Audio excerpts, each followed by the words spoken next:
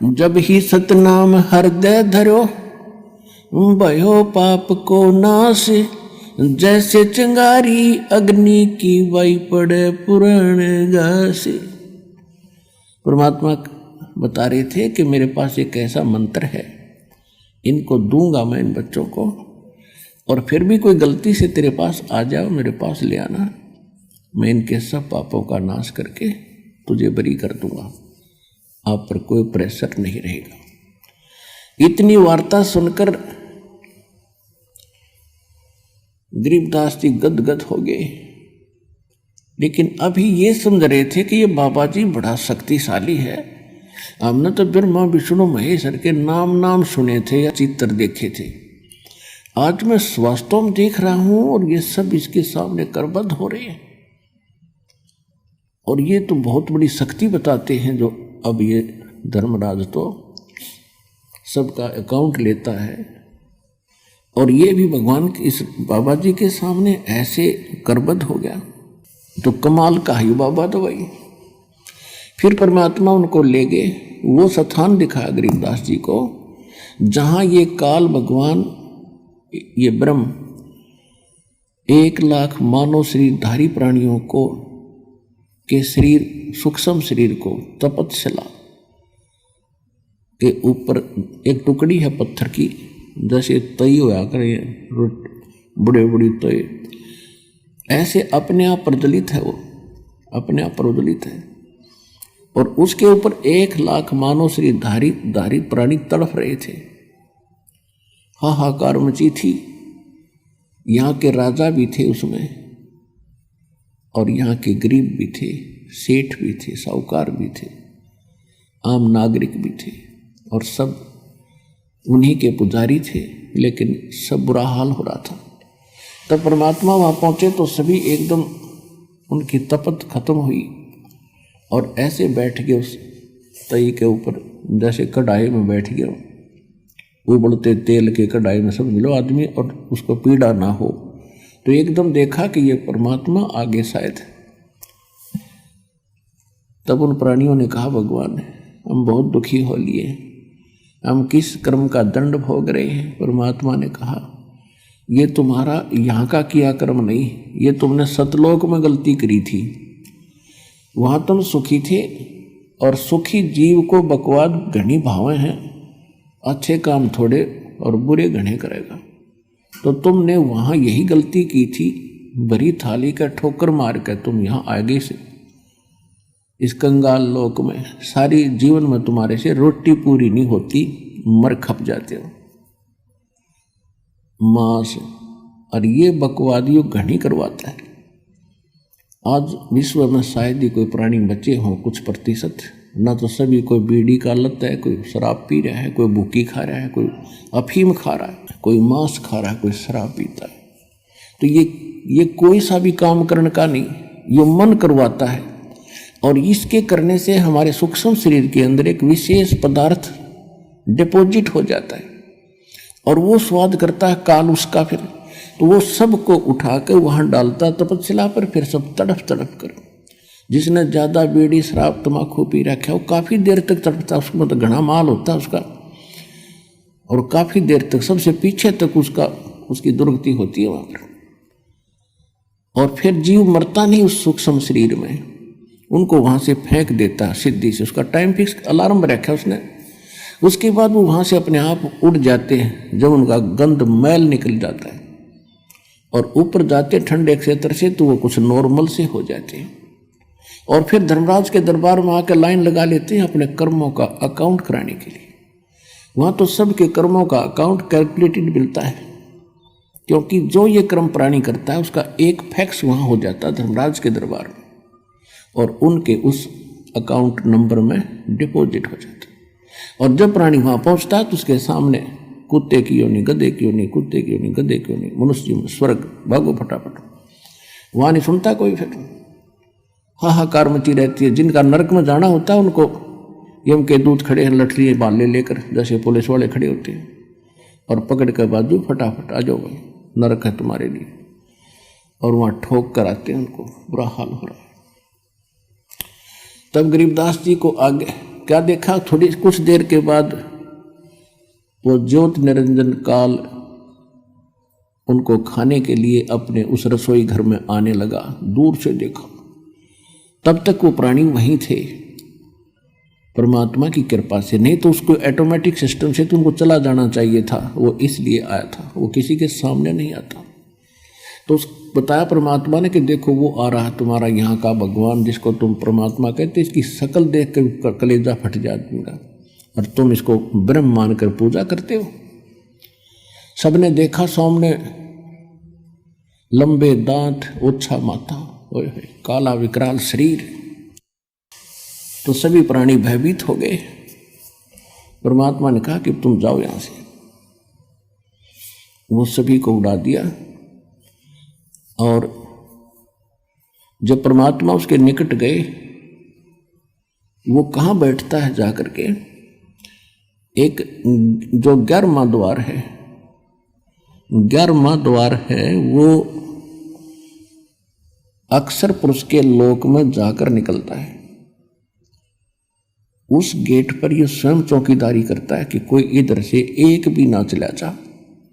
ये स्वयं वहां बैठता है और वहां बैठा था, वहां से उठकर चला ही था। परमात्मा जब चले तो उस गेट पर अड़ गया जाके, कौन आ गया ये, इस कैसे चला जाएगा इधर।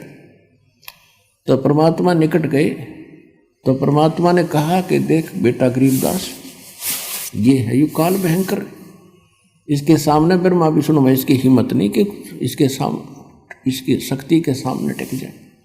वो चार भुजा के भगवान ये 1000 का है। अब तो ये 2 भुजा बनाए बैठा है, ये 1000 भुजा तक बना सकता है। ब्रह्मा विष्णु महेश तो 16 कला के प्रभु हैं, ये 1000 कला का भगवान है। और जिस परमात्मा के पास मैं तुझे ले जा रहा हूं, असंख्य कला का मालिक है वो।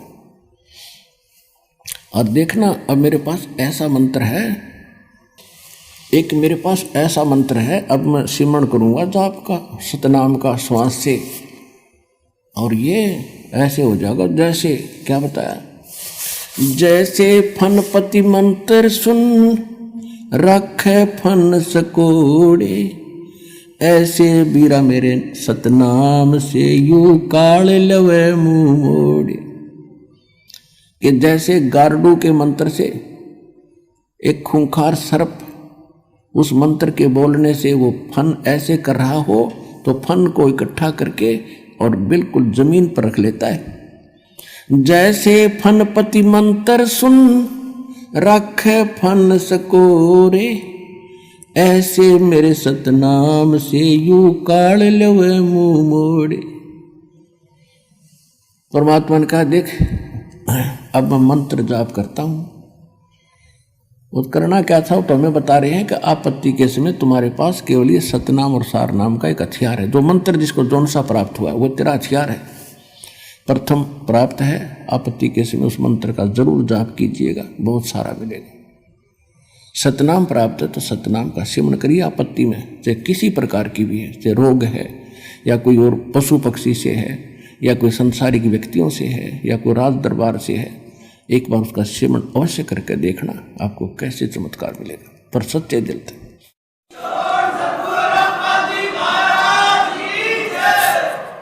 और सारनाम प्राप्त है, सारनाम का जाप करिए। सतनाम प्राप्त है, सतनाम का करिए।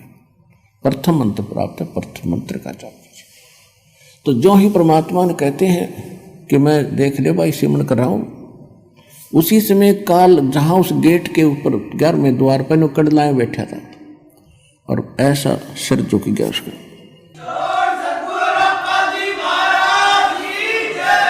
और कहा ले बेटा गरीबदास आजा, पैड़ी बना इसकी। इसके सिर पे पैर रखा, पहले तू चल पहले आगे। गरीबदास जी ने सिर पे पैर रखा, अंदर कूद गए, बालक थे। ऐसे परमात्मा ने सिर पे पैर रखा और आगे चला गया। वो फिर ऐसे हो गया, कदे और ना निकल जा, 2 तक गए तो गए, ये तो करड़ा रहे है।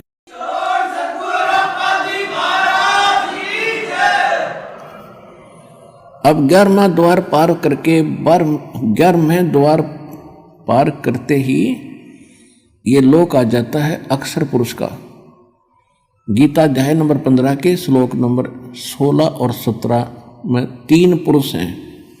एक सरपुरुष ये ब्रह्म है 21 ब्रह्मांड का मालिक, जिसको ज्योत स्वरूपी निरंजन काल भी कहते हैं। और अक्षर पुरुष ये 7 संग ब्रह्मांड का स्वामी है। और इनके अंतर्गत जितने इनके अंतर्गत प्राणी हैं वो भी नाशवान और ये स्वयं भी नाशवान। 15वें अध्याय के गीता जी में 17वें श्लोक में कहा कि उत्तम पुरुष है तू अन्य परमात्मा है तू उदाहरते। उत्तम पुरुष यानी श्रेष्ठ परमात्मा तो इन दोनों से सरपुरुष और अक्षर पुरुष से अलग है, जिसको परमात्मा कहा जाता है। यह लोक धर्म अविषय विवृत्ति अवैश्वर है, जो तीनों लोकों में प्रवेश करके सबका धारण पोषण करता है, यानी कुल का मालिक वासुदेव। वो वासुदेव है, ये श्री कृष्ण वासुदेव नहीं, इसके तो पिता का नाम था वासुदेव। तो तब उस अक्षर पुरुष के लोक को पार करके फिर परमात्मा ने बताया कि जब तुम यहाँ आओगे, यहाँ इसके बहुत लंबा क्षेत्र है, इसके यहाँ से आपने जाना है तो यहाँ आपको इसका वो मिलेगा, विमान मिलेगा, और इसका टैक्स देना है आपने।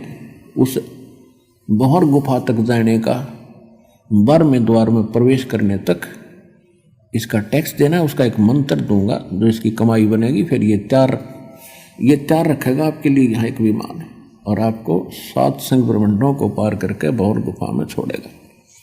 उसके बाद एक मंत्र और दिया जाएगा जो सार नाम है, उसकी कमाई से आप यहाँ 27 स्थान पाओगे। तो जो ही परमात्मा वहाँ पहुँचे तो अक्षर पुरुष का सारा स्थान दिखाया। अक्षर पुरुष के पास पहुँचे, वो खड़ा हो गया। वो ऐसा निकम्मा नहीं है जैसा ये काल है, लेकिन वहाँ भी जन्म मृत्यु प्राणियों की बनी रहेगी, लेकिन उनकी आयु बहुत बड़ी है। फिर भी जन्म मृत्यु पशु पक्षी ऐसे ही हैं, लेकिन वो किसी को खाता नहीं, स्वार्थवश दुखी नहीं करता। लेकिन कर्म आधार दंड वहाँ भी पुण्य और पाप, स्वर्ग और नरक दोनों ही बने हुए।